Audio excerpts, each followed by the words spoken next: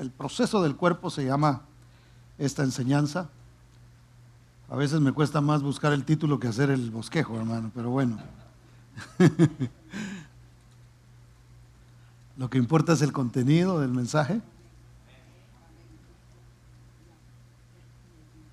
y lo que va a dejar en cada uno de nuestros corazones.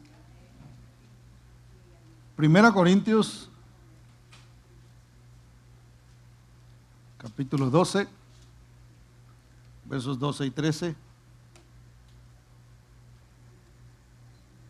Dice así la palabra del Señor: porque así como el cuerpo es uno y tiene muchos miembros, pero todos los miembros del cuerpo, siendo muchos, son un solo cuerpo. Así también Cristo, porque por un solo espíritu fuimos todos bautizados en un cuerpo, sean judíos o griegos, sean esclavos o libres, y a todos se nos dio a beber de un mismo espíritu. Incline su rostro y oramos. Padre, te damos gracias este día, Señor, por todo lo que tú nos enseñas a través de tu palabra. Hoy, bendito Dios, una vez más nos humillamos delante de ti, nos sometemos, precioso Dios, a lo que tú quieras enseñarnos. Te pedimos, oh Dios de la gloria, que tu Espíritu Santo, Señor, toque nuestros corazones, nuestras vidas, precioso Padre, y que podamos, oh Dios bendito, recibir de ti la instrucción, precioso Dios, que seamos ministrados, precioso Padre, a través de lo que tú nos hablas, y de esta manera, Señor, podamos como iglesia crecer aún más y más, precioso Dios. En el nombre bendito de Cristo Jesús, te damos gracias. Amén y amén. La carta a los Corintios, mis hermanos, es dirigida a una iglesia. Para los que de pronto no sabían eso, Corintios precisamente es una iglesia que se encontraba, no, la iglesia no se llamaba Corinto, pero el lugar se llamaba Corinto. La ciudad donde esta iglesia estaba establecida se llamaba Corinto. Entonces, cuando están estas cartas a los Corintios, que de hecho se cree, por ahí les lanzo una de gratis, ¿verdad? Se cree que hay una carta más, aparte de las, que realmente la primera no es primera, sino es segunda, y la segunda realmente es tercera. Nada más que por alguna razón esa carta nunca se encontró, y entonces no se incluyó. Obviamente Dios, tomando control de eso, de pronto Dios no quería que esa carta estuviera incluida en la Biblia, y por eso nunca se encontró. Pero entonces encontramos en esta carta que Pablo comienza a hablar a esta iglesia, que contrario a lo que pudiéramos pensar, era una iglesia muy problemática, hermano. En esa iglesia habían, como decimos en Guatemala, solo clavos eran, ¿verdad? O sea, parecían ferretería más bien. Clavos en Guatemala quiere decir problemas, y en griego también. Entonces, había muchos problemas en esa iglesia. Habían problemas de carnalidad, por ejemplo. Los cristianos en esa iglesia eran muy carnales, hermano. Y Pablo les amonesta acerca de su carnalidad. ¿Qué es un cristiano carnal? Bueno, un cristiano carnal, una persona, bueno, el mundano de por sí ya es carnal, pero un cristiano carnal es aquel que se inclina a resolver cualquier situación y cualquier circunstancia con su carne. No piensa en las cosas espirituales, sino que piensa en las cosas que son de la carne. Y cada vez que enfrenta un problema y cada vez que enfrenta una tentación, lo resuelve con la carne en lugar de resolverlo con el espíritu. Entonces Pablo comienza hablándole a esta iglesia acerca de la división. Hace algunas semanas yo estuve hablando de la división, todo un mensaje acá. Pero Pablo les hablaba de esto porque la división realmente es producto de la carne. Entonces Pablo comienza a hablarles de la importancia de la unidad y de que Cristo realmente no está dividido. Y la iglesia, mis hermanos, en el capítulo 12, Pablo comienza a enseñarles que nosotros somos un cuerpo, que nosotros somos precisamente el cuerpo de Cristo, y que nosotros tenemos que evitar las divisiones entre nosotros. No debemos hacer acepción de personas, no debemos nosotros dividirnos unos de este grupo y otros de este grupo, y eso es es algo que pertenece a la carne cuando comienzan a darse estas divisiones dentro de la iglesia. Entonces, ¿cómo podemos evitar nosotros las divisiones? Entender precisamente que somos un cuerpo. Los versos 25 y 27, si puede ir un poquito ahí más adelante, y verlo.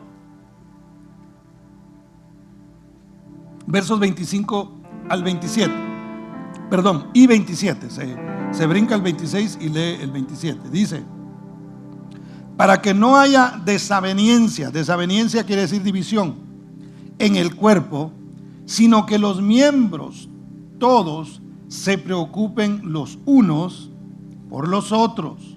Vosotros pues sois el cuerpo de Cristo, y miembros cada uno en particular. Ahora, somos el cuerpo de Cristo. ¿Cuántos aquí son el cuerpo de Cristo? Gloria a Dios, la mayoría. Después de este mensaje usted va a ser parte del cuerpo de Cristo. ¿Qué significa entonces ser el cuerpo de Cristo? ¿Qué implicaciones tiene para mí como cristiano? ¿Qué es lo que quiere decir realmente? ¿Qué mensaje recibo yo de saber y conocer que soy el cuerpo de Cristo? Bueno, vamos a verlo a través de lo que los evangelios hablan acerca del cuerpo físico de Cristo. Porque el cuerpo físico de Cristo tiene mucha similitud, o más bien es igual al cuerpo que hoy existe. Es decir, cuando Cristo vino en un cuerpo natural, Él nos enseñó realmente cómo debería de ser su cuerpo, hablando de la iglesia. Entonces veamos, vamos a comparar un poquito el cuerpo de Jesús con la iglesia hoy día. Y lo primero que vamos a ver es que fue concebido de manera milagrosa. El cuerpo de Jesús fue concebido de manera milagrosa. Vea conmigo, por favor, Lucas capítulo 1, versos 34 y 35. Lucas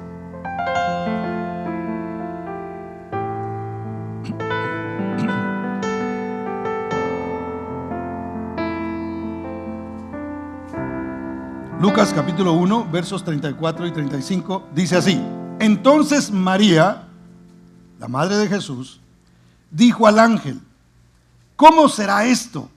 Pues no conozco varón. Respondiendo el ángel le dijo: el Espíritu Santo vendrá sobre ti, y el poder del Altísimo te cubrirá con su sombra, por lo cual también el santo ser que nacerá será llamado Hijo de Dios. De manera natural, no había forma en que María pudiera estar embarazada. María tendría aproximadamente, algunos creen que entre 15 y 16 años, cuando el ángel se acerca a ella, se le aparece y le anuncia que ella va a quedar embarazada.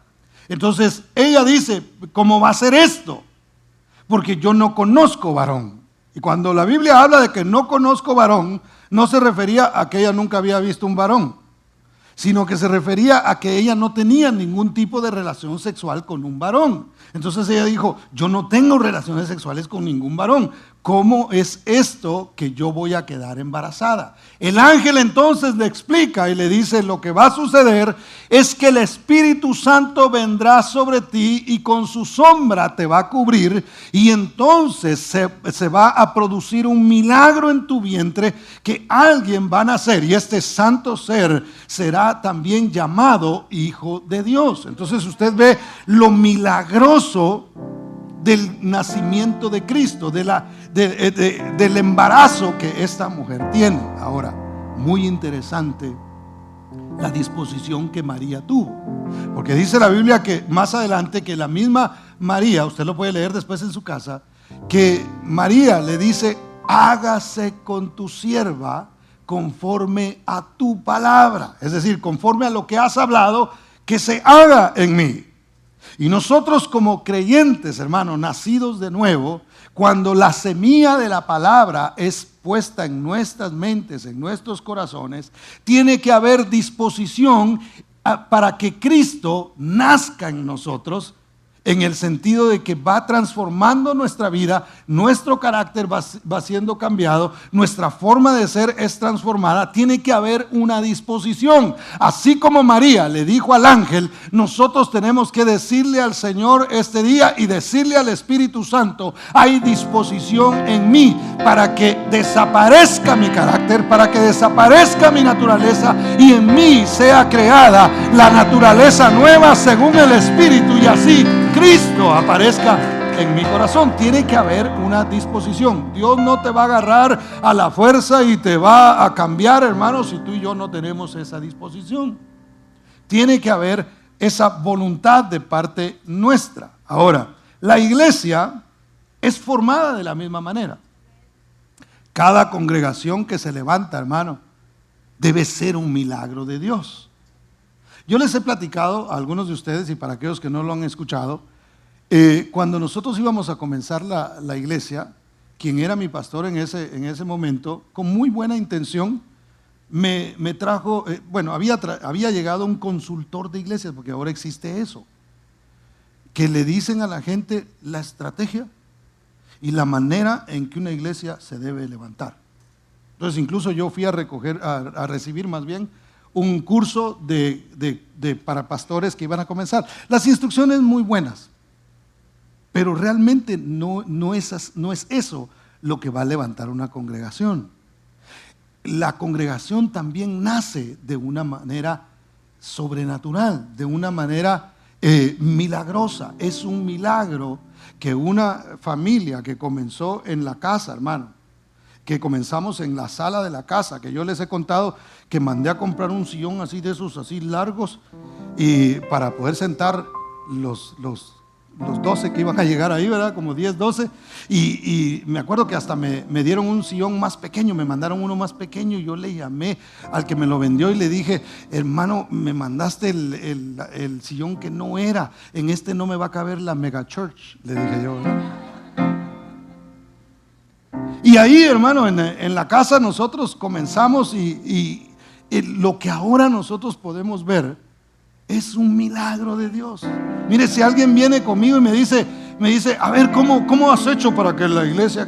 Yo no he hecho nada. El que ha hecho es el Espíritu Santo. Si las congregaciones nacen, hermano, de manera milagrosa y crecen, por supuesto nosotros tenemos que trabajar, por supuesto nosotros tenemos que hacer eventos, tenemos que hacer todo eso, pero no es eso lo que hace crecer una iglesia. Una iglesia crece de manera milagrosa, hermano. Mire, es interesante ver, y cuando yo me entrevisté con este señor, me recuerdo que comenzó a hacerme unas preguntas, hermano. Era como que, mire, vamos a ver si usted verdaderamente va a lograr hacerla o de plano no, ¿verdad? Y agarró el hombre y comenzó a hacerme preguntas. ¿Y tienes esto? No, le decía yo, no.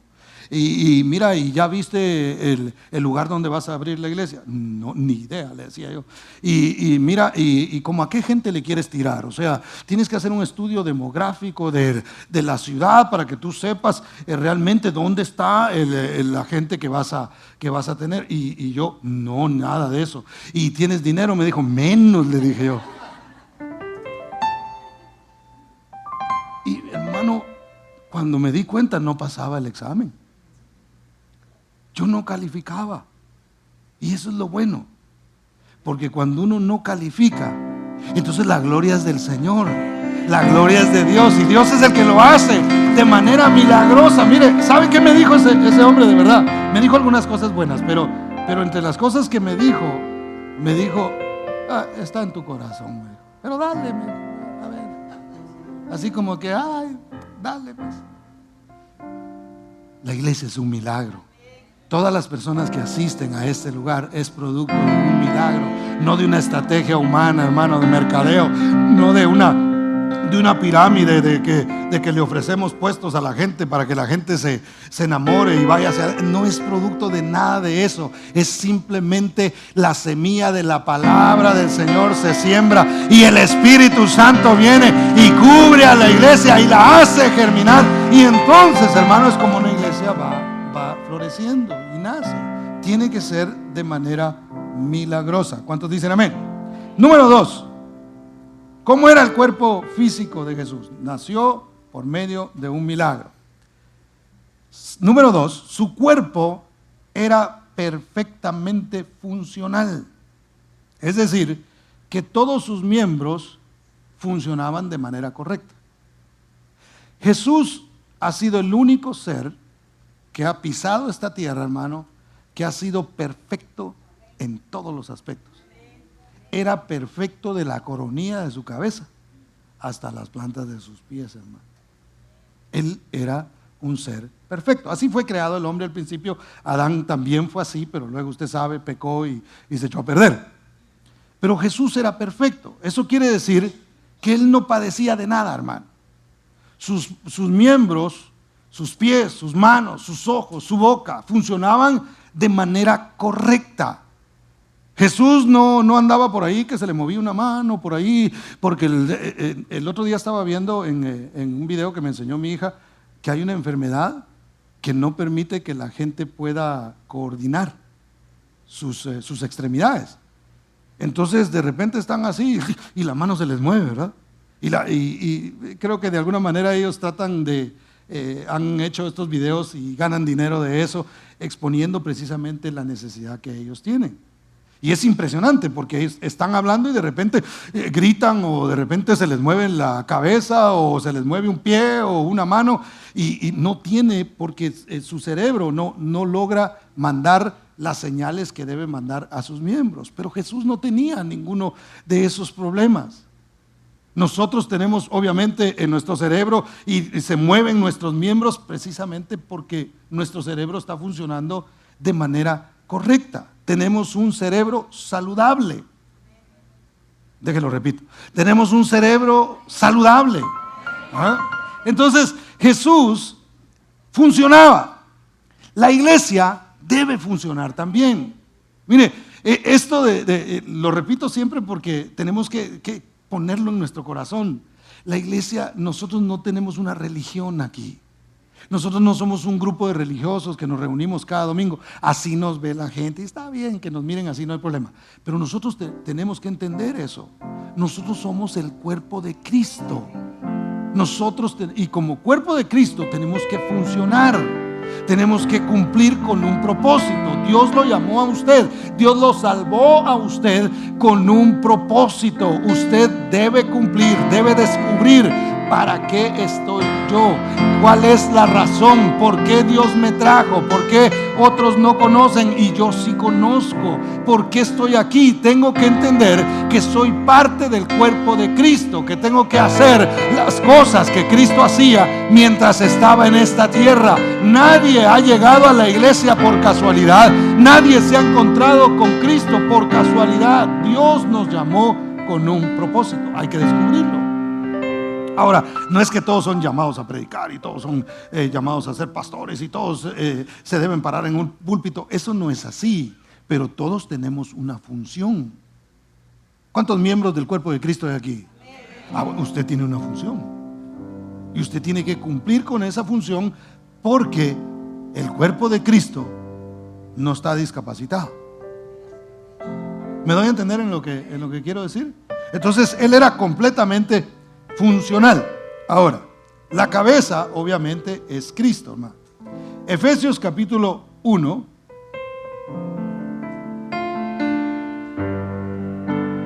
Efesios capítulo 1 versos 22 y 23. Se lo voy a leer en la traducción al lenguaje actual porque me gusta más cómo lo dice un poquito más claro. Entonces si quiere léalo aquí en la pantalla si usted no tiene esa versión.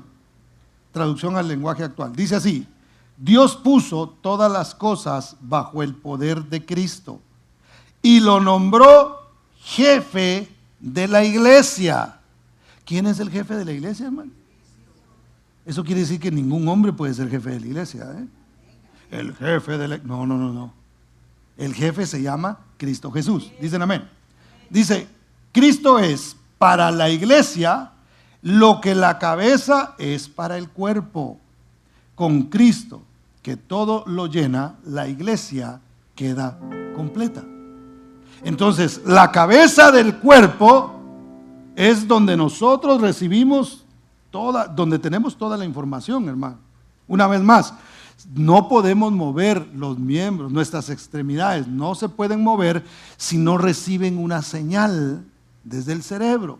Por eso es que cuando una persona se golpea la cabeza, hermano, su cuerpo queda inerte, no se mueve, porque no hay señales, no hay esa conexión entre los nervios y el cerebro para que las extremidades o las partes del cuerpo, los ojos, qué sé yo, la boca puedan funcionar, porque no hay esa señal.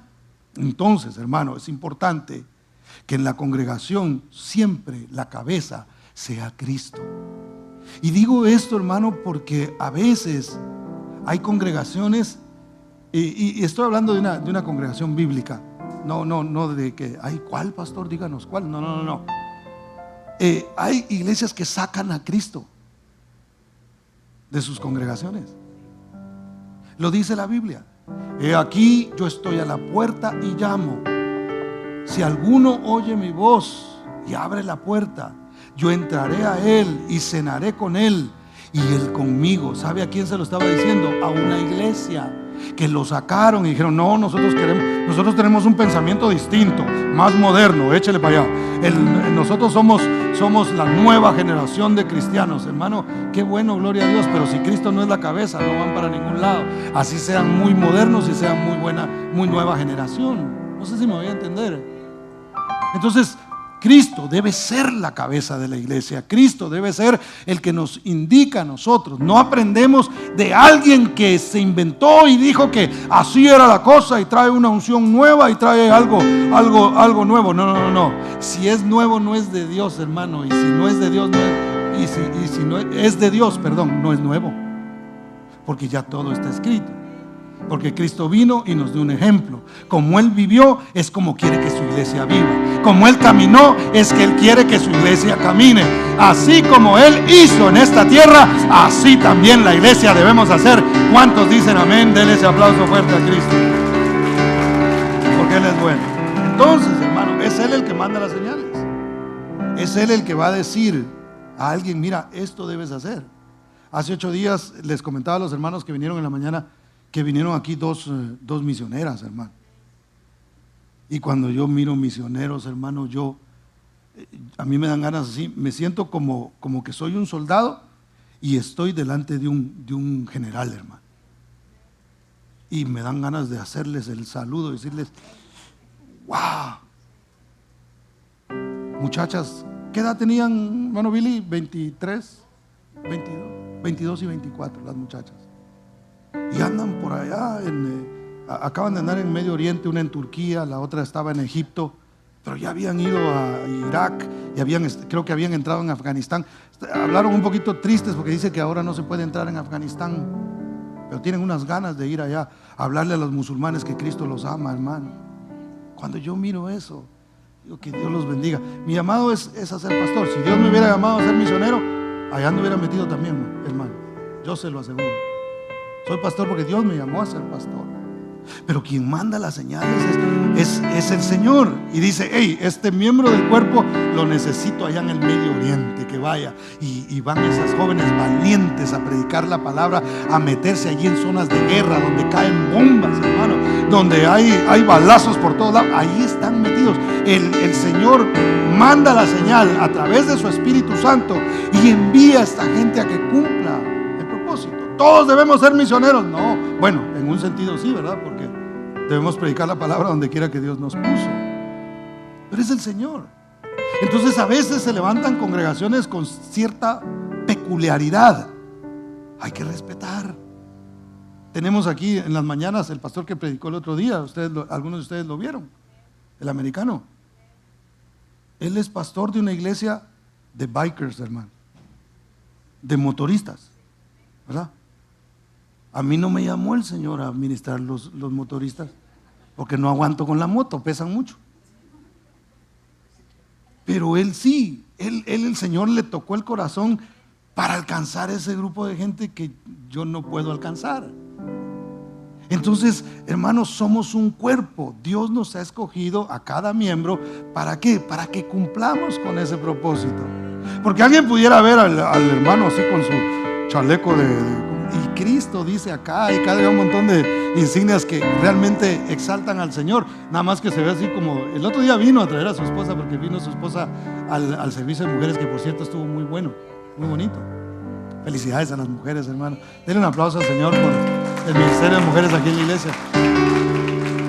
Entonces, y cualquiera pudiera verlo y decir, uy, qué raro eso, hermano. Pastor de hippies, ¿qué es eso? No son hippies, son bikers.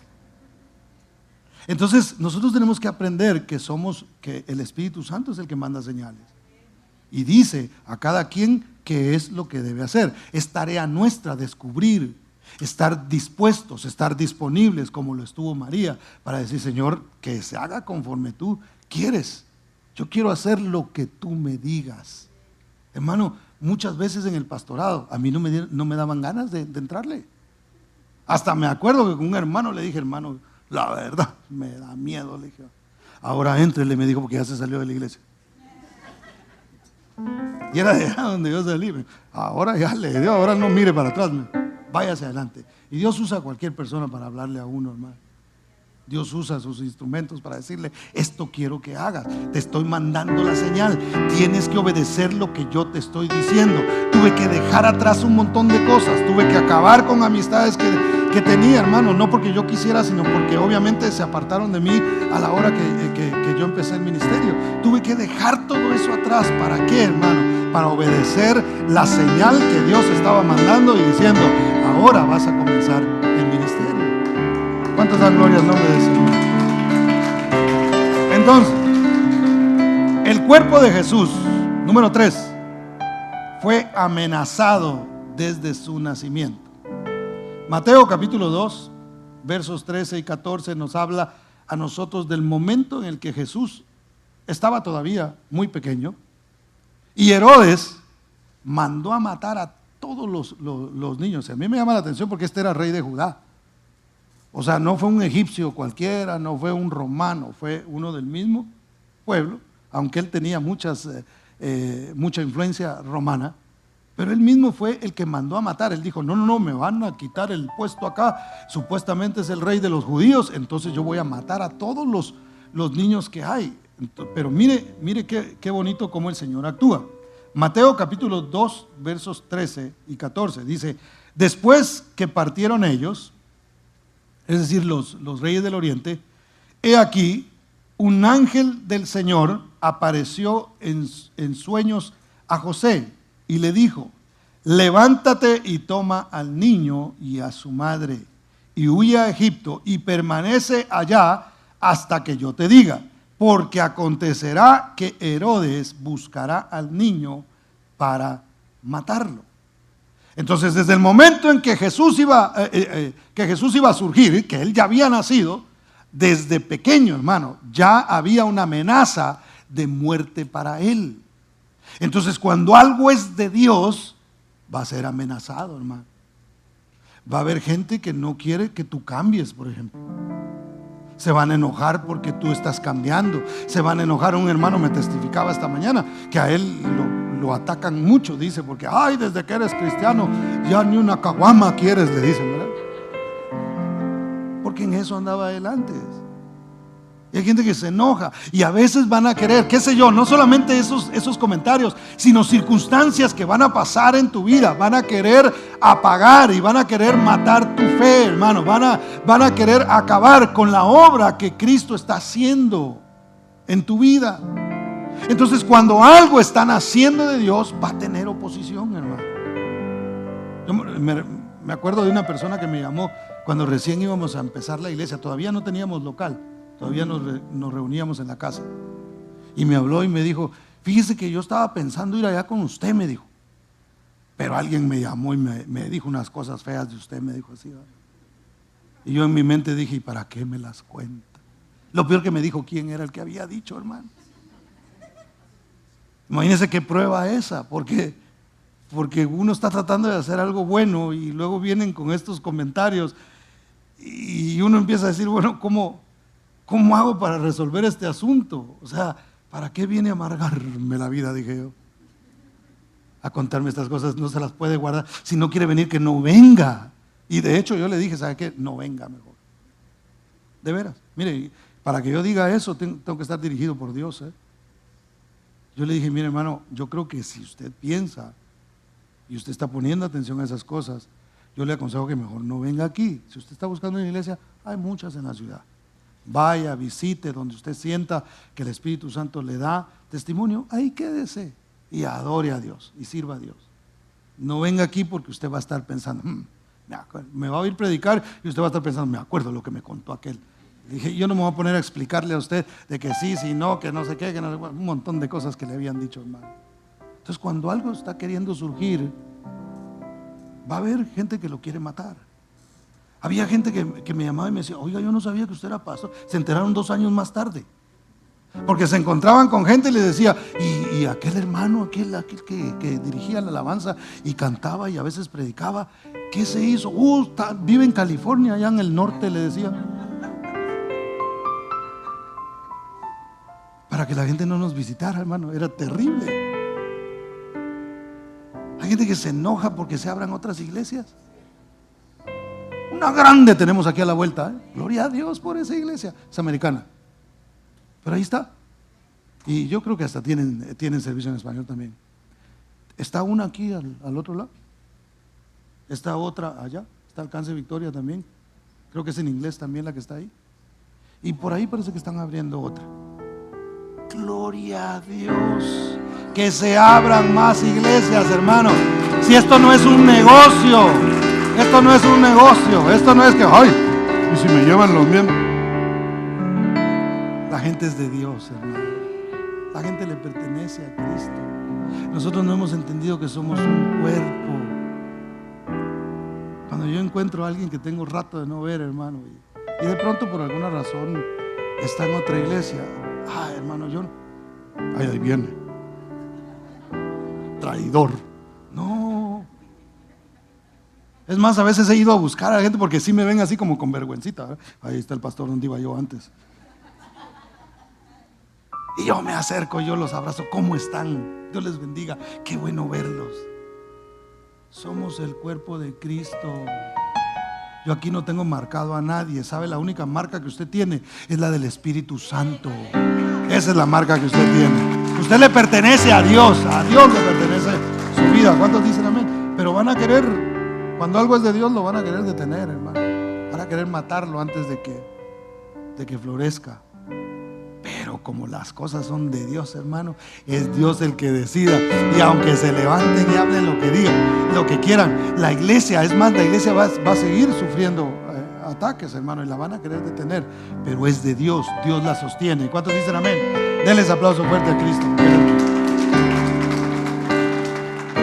Número 4, el cuerpo de Jesús. ¿Qué le sucedió? Número 4. Ahí está. Es que no miro a nadie. El Espíritu Santo está cambiando todo ya. El cuerpo de Jesús creció. Lucas capítulo 2, verso 52 dice así. Lucas 2, 52 para los que anotan. Y Jesús crecía en sabiduría y en estatura y en gracia para con Dios y los hombres. El cuerpo de Cristo no se quedó pequeño, hermano. Jesús no es un bebecito, ¿verdad? Como algunos lo ponen en algunas imágenes. Jesús creció, su cuerpo se desarrolló de manera normal. Dice la Biblia que crecía en estatura, pero crecía también en sabiduría. ¿Qué quiere decir esto? Que es normal que una iglesia crezca en número. Yo les acabo de mencionar que empezamos solamente un grupo de personas en mi casa y poco a poco fue creciendo la iglesia. Gloria a Dios por eso.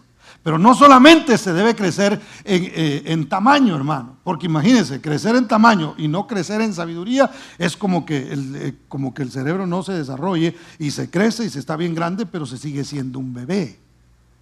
Entonces la iglesia no es llamada, el cuerpo de Cristo no es llamado a quedarse pequeño en su mentalidad, en su sabiduría, sino que es llamado a crecer.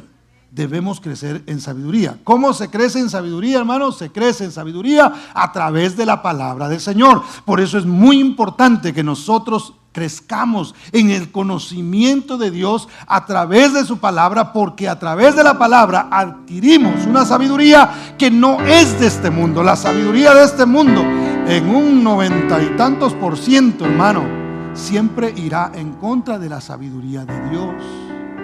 Por eso, para tomar decisiones, nosotros necesitamos la sabiduría de Dios. No se tiene discernimiento si no se tiene conocimiento. No se puede tener sabiduría de la de Dios si no se conoce la palabra de Dios. Jesús era un estudioso de la Biblia, hermano. ¿Usted sabía eso? Bueno, de la escritura que había hasta ese momento, de la Torá. Él conocía. A los 12 años ya se codeaba con los grandes, hermano. Hablaba y discutía con los doctores de la ley, hermano. Y él ahí se codeaba con ellos. ¿Por qué? Porque era un estudioso de la escritura. Y ahí, hermano, él iba creciendo, obviamente, en la sabiduría. Pero también dice que crecía en gracia para con Dios y para con los hombres. Y yo considero que a gran parte de la iglesia, en general, nos hace falta crecer en gracia. Porque a veces le cerramos la puerta a la gente en lugar de abrírsela. Porque a veces no sabemos cómo entrarle al pecador, hermano. Y a veces entramos pero para condenar, para señalar, para hablar del pecado que cometen y decirle que se va a ir al infierno. Y traemos esa retórica del infierno para crear temor en la gente en lugar de mostrarle el amor de Dios, hermano. Mire, nosotros llegamos a la iglesia. Bueno, yo no sabía realmente cómo era el asunto, porque yo llegué a la iglesia a los 4 años y me gustó. A mí siempre me gustó la iglesia, hermano, siempre, hasta que empecé a ir a los bailes y esas cosas, y honestamente me gustaron más los bailes en ese tiempo, porque no puedo decir, me gustaba la iglesia, pero andaba en no, me gustaba más el baile, hasta que Dios, usted sabe, me agarró de la oreja y me dijo: tú aquí perteneces, y aquí estoy. Pero me acuerdo que no nos enseñaban mucho el amor en ese tiempo. De hecho, me recuerdo que en un tiempo se puso de moda traer camisas camuflajeadas, de esas del ejército. Y yo andaba con mi camisa, hermano, con esa, porque como era la moda, ¿verdad? Y entré a la iglesia y me dijo: ¿qué hace usted con esas camisas aquí? Me regañó un diácono, ¿no? Y me tuve que ir a cambiar, ¿verdad? Lo bueno que vivía a media cuadra de la iglesia. Y luego nos enseñaban, aún de niños, nos ponían la película El infierno ardiente, hermano. Ahora le pone VeggieTales usted a los niños y les enseña ahí con figuritas lo que es Jonás en la ballena, y ahí están haciendo party adentro de la ballena, ¿verdad? No, a nosotros el infierno ardiente nos ponían, hermano. Hacían el llamado. Ni un niño se quedaba en la silla. Ni uno. ¿Cuántos vieron esa película, hermano? Ustedes son producto de la película El infierno ardiente. Y así nos llevaban. ¿Por qué? Porque nos amenazaban que si no, ahí mira uno y los gusanos le caminaban a la gente. No, hombre, esas imágenes todavía las tengo yo.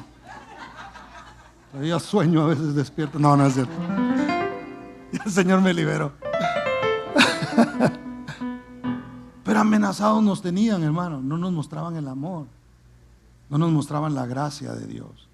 Y estamos en un periodo de gracia. Y no me malentienda, yo no estoy diciendo que vengan y vivan como quieran, no hay problema, aquí Dios los ama. No. Pero hay que abrirles la puerta, y esa puerta se llama gracia. Y una vez que entren, hermano, entonces se les enseña la palabra y con amor se les exhorta, y entonces el Espíritu Santo es el que va haciendo el trabajo. El problema es que a veces nosotros nos creemos Espíritu Santo, ¿verdad? Y creemos que con nuestros juicios y con nuestras palabras duras para ellos vamos a hacer que ellos cambien, y no se trata de eso. Se trata de ser usados por Dios, de recibir de la cabeza el amor de Dios para entonces entregarlo al pecador, y que el pecador entienda que Dios está interesado no en mandarlo al infierno, sino en llevárselo al cielo. Hablamos más del juicio y del infierno a veces que del cielo y del amor de Dios, hermano. Existe el infierno y hay castigo eterno para aquel que no acepte a Cristo Jesús. Eso está escrito y eso no lo podemos negar. Pero tenemos que crecer en gracia, hermano. Tenemos que ver al pecador de la manera que Cristo lo veía. ¿Por qué? Porque somos el cuerpo de Cristo. ¿Dónde encuentra usted a Jesús yendo? Ahí anda estos pecadores. ¿Qué haremos con ellos? Bola de estos se van a ir al infierno todos. El Señor no hacía eso. Él reprendía religiosos, eso sí. Él reprendía a los religiosos, a los que se creían, se autojustificaban. ¿Se acuerda la mujer que encontraron en el mismo acto de adulterio, hermano? Jesús, ese ser que ha de nacer, le dijeron a María, ha de ser santo y es el Hijo de Dios. Y cuando se la tiraron enfrente, el único que podía agarrar la piedra y, como decimos en Guatemala, desmostolársela en la cabeza, era Jesús. Y dice la Biblia que se puso a escribir. Y a mí me gusta porque, mire, en un momento el Señor comenzó a juzgar a los que estaban ahí. Se cree que el Señor lo que estaba escribiendo era, ok, como van a tirar piedras, empezó, fulano de tal andaba detrás de esta misma, y como no le hizo caso, está bravo y ya tiene la piedra en la mano. No sé, no es eso, pero es lo que yo me imagino. Déjeme usar la imaginación aquí. Porque si no, ellos no hubieran, dice la Biblia que, y comenzó como con los más viejos, porque esos tenían un historial más largo de pecados. Y dice la Biblia que de los más ancianos a los más jóvenes comenzaron a soltar las piedras, hermano, y a irse. Y el único que podía apedrearla a ella le dijo, vete y no peques más, para que no te suceda otra cosa. Que el Señor no la deja, le dice, bueno, ya te salvé yo, ahora échale a ver que otro día vienen y me toca salvarte otra vez, ¿no? No, le muestra el amor, le muestra la gracia, le abre la puerta y le dice, camina, y ya no camines de la misma manera, ya no peques, porque el pecado lo único que va a hacer es que te van a apedrear. Eso es lo que te va a suceder. Hay consecuencias del pecado, no sigas pecando. Pero le mostró la gracia. Nosotros somos el cuerpo de Cristo. ¿Cómo podemos creernos nosotros más santos que el Señor, hermano? Eso es una blasfemia. Eso no es así. Entonces, ¿por qué a veces nosotros, y digo esto no porque los esté regañando a ustedes, sino porque salimos también en redes sociales y alguien de pronto puede estar escuchando esto? Tenemos que quitar de nuestra boca el juicio y dejar que el amor de Dios fluya a través de nosotros y permitir que la gracia de Dios se extienda hacia la gente. Jesús crecía en gracia para con Dios y para con los hombres. Que la gente nos mire no como los cristianos que los condenan, sino como los cristianos que muestran realmente el amor y la gracia de Dios. ¿Cuántos dicen amén? Denle ese aplauso fuerte a Cristo, porque Él es bueno. Número 5. El cuerpo de Cristo fue bautizado. Lucas capítulo 3 versos 21 al 22 dice: aconteció que cuando todo el pueblo se bautizaba, Jesús fue bautizado, y orando el cielo se abrió y descendió el Espíritu Santo sobre él en forma corporal como paloma, y vino una voz del cielo que decía: tú eres mi Hijo amado, en ti tengo complacencia. Bueno, Jesús no necesitaba bautizarse. No era una necesidad para él. ¿Por qué? Porque Jesús nunca pecó, ya lo mencionamos, fue perfecto. Sin embargo, Jesús, para mostrarnos lo que debería suceder con el cuerpo, a través de su cuerpo nos da el ejemplo. Él viene, entra en el agua. Es más, cuando Juan lo vio, dice la Biblia que el mismo Juan le dijo: yo no te quiero bautizar a ti, tú deberías bautizarme a mí. Y él le dice: hagámoslo así, porque así es como conviene. Entonces Jesús se bautiza para darnos ese ejemplo. Pero no solamente eso, sino cuando Él sale del agua, dice la Biblia que el Espíritu Santo desciende sobre Él como paloma. Entonces ese proceso tiene que pasar también en su cuerpo. En cada uno de los miembros de su cuerpo debe suceder eso. Todos nosotros debemos bautizarnos. Si usted no se ha bautizado, debe bautizarse. Ahora, no tanto el bautismo en agua, aunque hay que hacerlo, es un acto de obediencia, es donde usted dice: yo muero, renuncio a mi vida pasada, me sumerjo en el agua y entonces en eso soy semejante a Cristo en su muerte, porque yo soy parte de su cuerpo. Entonces, hermano, cuando nosotros venimos al Señor y recibimos la palabra, yo lo he explicado aquí, la palabra es agua para nosotros que hace que nuestra alma sea limpiada. Entonces tenemos que venir y decir: Señor, yo necesito de esa agua que limpia. Cada vez que usted y yo venimos a este lugar y escuchamos la palabra del Señor, debemos sumergirnos en la enseñanza, debemos sumergirnos en la palabra del Señor y decir: esa palabra es para mí y yo me voy a bautizar en ella. Entonces, cuando nosotros tomamos esa decisión de creer a la palabra, de obedecer a la palabra, el Espíritu Santo viene sobre nosotros y entonces nos da el poder, nos da la autoridad, nos da la unción para que nosotros podamos no solamente serle fieles a Dios, sino para cumplir con el mandato que Dios nos ha dado a cada uno. La iglesia tiene que bautizarse en la palabra. Hoy día existen muchos sistemas, y les hablé hace un momento de lo moderno y lo que vemos nosotros a veces que sale. Una vez más, si no está Dios en el asunto, de nada sirve. La iglesia debe bautizarse en la palabra y debe bautizarse también en el Espíritu Santo. El bautismo nos identifica con Cristo en su muerte. Dicen amén. El cuerpo, mis hermanos, número 6, para ir terminando, el cuerpo es atacado. Fíjese, primero dijimos que es amenazado de muerte, pero después dice la Biblia que Jesús, después que salió del agua, después que el Espíritu Santo vino sobre Él, ¿qué sucedió? A ver, hermanos que han leído la Biblia, ¿qué pasa después que Él sale del agua? Después que viene el Espíritu Santo sobre Él, ¿qué sucede después? Es llevado al desierto por el Espíritu. ¿Para qué? Para ser tentado, hermano. Entonces el cuerpo va a ser tentado. El cuerpo, mire, a veces nosotros podemos poner así como cara de que nada sucede, ¿verdad? ¿Ya ha visto usted gente que tiene una cara de santo que parece que nunca le cae una tentación?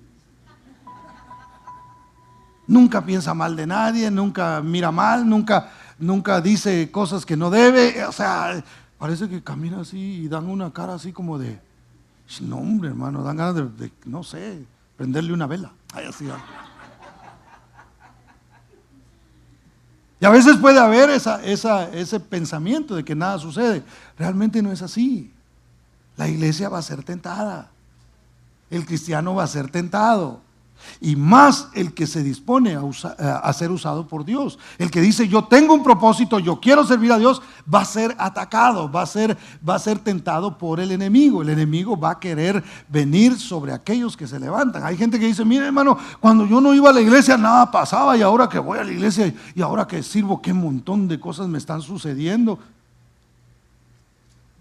Dan ganas de decirle: por supuesto, hermano, se supone que así es.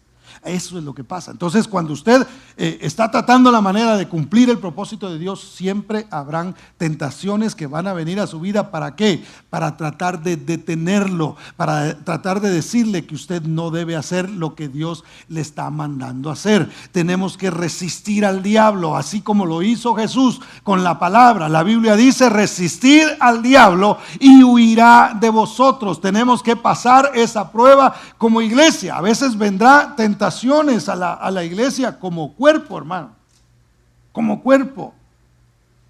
A veces van a venir, por allá algo le está funcionando a alguien, deberíamos de implementarlo, y es una cosa así media rara, hermano. Y a veces puede dar cierta tentación a querer seguir a lo que la gente quiere en lugar de oír a Dios, en lo que Dios quiere. Cuando fui la última vez a República Dominicana, un muchacho me llamó, después que prediqué me llamó. Y mire, yo soy muy cuidadoso cuando oigo que alguien me da una palabra, pero ese muchacho me sorprendió bastante, porque me dijo: tú eres una persona a la que le han venido ofertas y las has rechazado por seguir lo que Dios te puso a hacer, y has sido fiel a la palabra que Dios te ha puesto a predicar. Y hermano, yo me quedé sorprendido, de veras, y le agradecí a Dios por usar a una persona para decirme eso. Pero nosotros tenemos que saber que cuando servimos a Dios genuinamente, y cuando usted está tratando de seguir a Dios, van a venir ataques, lo van a tratar de detener. No se quede, resista lo que venga y siga adelante, porque Dios tiene recompensa para aquel que permanece en Él, hermano. Tenemos que vivir una vida victoriosa. Una vida victoriosa quiere decir que por más batalla que venga, no nos detiene en el propósito de Dios. ¿Cuántos dicen amén? Dele ese aplauso fuerte al Señor, porque Él es bueno. Entonces hay que enfrentar al enemigo. ¿Sabe usted que en el reino de las tinieblas usted y yo debemos ser conocidos? A mí me conocen en el cielo, pastor, gloria a Dios, pero también deberían de conocerlo en el infierno, hermano, por llamarle así al reino de las tinieblas, ¿verdad? Deberían de conocerlo ahí también, porque a veces somos desconocidos y a veces estamos tan preocupados porque la gente nos conozca, hermano, y queremos ser famosos, ¿verdad? Una de las cosas que uno tiene, la mayoría, yo pienso, de personas tenemos en nuestra juventud, es que queremos ser, o de pronto sueños que tenemos de adolescentes o de niños, es llegar a ser famosos. ¿Alguien aquí quiso ser famoso alguna vez? ¿Tuvo ese pensamiento de llegar a ser famoso? Gloria a Dios, solo como 4. Todos los demás, no. Bailarina, dice la hermana. Bueno, hay algunas famosas, ¿verdad? Y a veces estamos tan preocupados porque la gente nos conozca, hermano. Y vamos a salir en redes sociales y póngame muchos likes ahí para que me conozca la gente. Si esa es nuestra intención, estamos perdidos. Porque si usamos la tecnología no es para que la gente nos conozca a nosotros, es para que la gente conozca a Dios. Por eso grabamos aquí, por eso tenemos cámaras aquí, por eso tenemos plataformas también en audio y todo eso, porque queremos que este mensaje llegue a mucha gente. No para que me conozcan a mí, hermano. Realmente no me interesa eso. Ya pasé yo esa etapa donde quería ser conocido. Ahora entiendo que el que debe ser conocido es Cristo Jesús. Por más famoso que sea, debe seguir siendo presentado. ¿Cuántos dicen amén? Denle ese aplauso fuerte a Cristo. A Jesús y a Pablo los conocían en el reino de las tinieblas. Ya no le voy a leer ese pasaje, pero usted lo ha leído de seguro. Habían exorcistas ambulantes, dice la Biblia, y eran hijos de un sacerdote, hermano. 7 eran. Y andaban ahí, mire, y de algún demonito que quiera que le saque, ¿no? Yo no sé cómo se presentaban, ¿verdad? Yo me estoy imaginando. Pero eran exorcistas ambulantes, hermano. Le cambió a su marido. No por otro, sino el mismo, ¿verdad? Pero cambiado. Entonces, y andaban ahí, hermano. Y de repente dice que vieron uno, le salió uno así de esos pesadones, ¿verdad? Que estaba endemoniado. Y les conjuro por Jesús, el que predica Pablo, dijo. Y el endemoniado se volteó. Yo me imagino así que tenía la cabeza, así como el exorcista, ¿verdad? Volteó la cabeza y dijo: yo sé quién es Jesús. Y a Pablo también lo conozco, pero a ustedes yo no sé quiénes son. Entonces, ¿qué quiere decir esto, hermano? Que Jesús debe ser conocido y el cuerpo de Cristo, que somos nosotros, debe ser conocido en las tinieblas. Y las tinieblas deben temblar al nombre de Cristo Jesús y al pueblo de Dios que avanza con la luz del Evangelio. ¿Cuántos dicen amén? Denle ese aplauso fuerte a Cristo. Número 7 y último. El cuerpo de Jesús fue partido. Fíjese, Jesús dijo: este es mi cuerpo que por ustedes es partido, ¿verdad? Lo mencionó el Señor. Esto sucedió no solamente para redimirnos a nosotros, sino para identificarse con nosotros. El cuerpo resucitado de Jesús era la evidencia del poder del Espíritu Santo. Porque Jesús murió, hermano, fue sepultado. Es más, pudo haber salido a las 3 horas, pero fue hasta el tercer día que Jesús salió. Ahora es muy interesante, fíjese. ¿Por qué le digo que Él es la evidencia del poder del Señor? Porque la Biblia dice que Jesús resucitó y aún en sus manos se podían ver las heridas de los clavos. Aún en su costado estaba lo que la lanza le había causado. Pero estaba vivo. Ahora, yo siempre me he puesto a pensar, bueno, ¿por qué el Señor no sale completamente así, sin ninguna marca, hermano? Así todo sanito, ¿verdad? Y se presenta y dice: mira, aquí estoy. Metieron clavos aquí, pero miren, ni el agujero quedó. Jesús no salió así. ¿Sabe por qué? Porque esas mismas heridas eran las que daban testimonio del poder del Espíritu Santo. Cuando Él llega con Tomás, no le dice: mírame, aquí estoy, reconóceme, ¿no te parezco parecido? No, le dice: mira mis heridas. Es más, mete tu dedo ahí, mete tu mano en mi costado, siente, ahí están las heridas. Es verdad, yo estoy vivo por el poder del Espíritu Santo. Es más, yo mismo puse mi vida y la volví a tomar, y aquí estoy delante de ti. Entonces surge la pregunta, y aquí mismo encontramos la respuesta. ¿Por qué, si somos la iglesia, a veces nos toca sufrir tanto, hermano? ¿Por qué nos toca pasar a veces por situaciones tan difíciles? ¿Por qué a veces hay separaciones? ¿Por qué a veces hay enfermedad? ¿Por qué a veces se pasa por tantas situaciones y nosotros no comprendemos? Y a veces decimos, o la gente nos mira y dice: pero si son cristianos, pero si no salen de la iglesia, ahí se la pasan. Pero si aman a Dios, o quizá nosotros mismos hemos cuestionado y hemos dicho: pero ¿por qué me pasa a mí esto, Señor, si yo te estoy sirviendo a ti? El Señor nos tiene la respuesta: es que el cuerpo necesita ser partido, también necesita ser maltratado a veces. ¿Para qué? Para que nosotros vengamos con la gente y no nos presentemos como los perfectos y no nos falta absolutamente nada, sino para que nosotros podamos decir: mira mis heridas, mira las cicatrices que yo tengo en el alma, mira todo lo que yo he sufrido. Si estoy de pie, es por el poder del Espíritu Santo de Dios. Y eso es el testimonio, hermano. Usted y yo podemos saber mucho de la Biblia, podemos conocer los principios de teología y podemos saber un montón de cosas, hermano, y cómo explicar la profecía. Pero lo que más poder tiene es el testimonio de aquel que puede mostrar las heridas y decir: mira, todavía es cierto, estoy herido. Yo también he pasado por lo que tú pasaste. A mí, Jesús podía decirle a Tomás: Tomás, también a mí me traicionaron. También yo me llegué a sentir abandonado por mi Padre mientras estaba en la cruz. También yo tuve que pasar por todo esto. Yo sé lo que se siente. Yo sé lo que se siente que se muera un amigo. Yo sé lo que se siente. Quizá para ese tiempo ya ni José estaba, y José había sido quien lo había criado por lo menos en algunos años.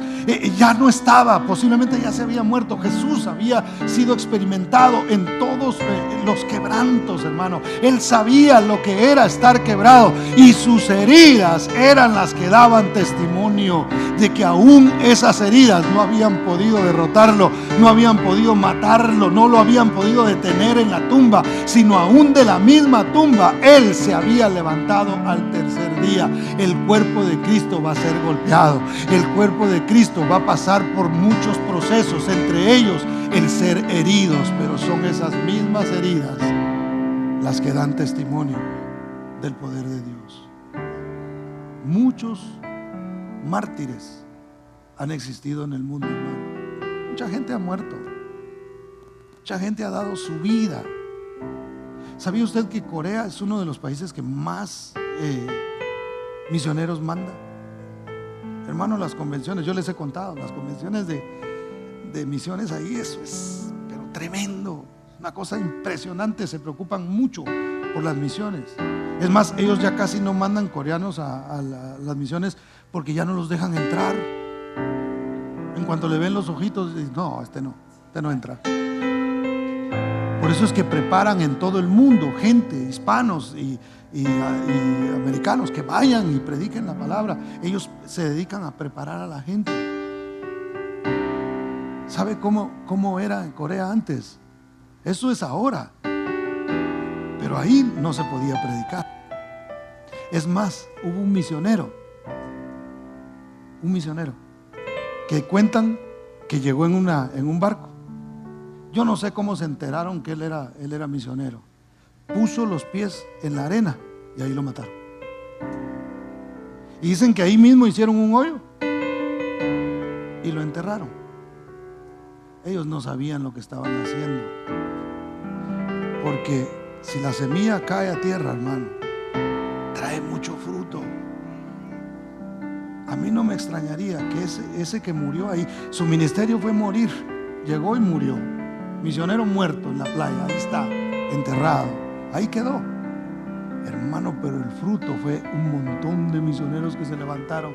El evangelio, es más, hasta tienen un cementerio donde están la mayoría de los que comenzaron con esto de las misiones. Y es impresionante el trabajo misionero que ellos están haciendo. Alguien dio su vida.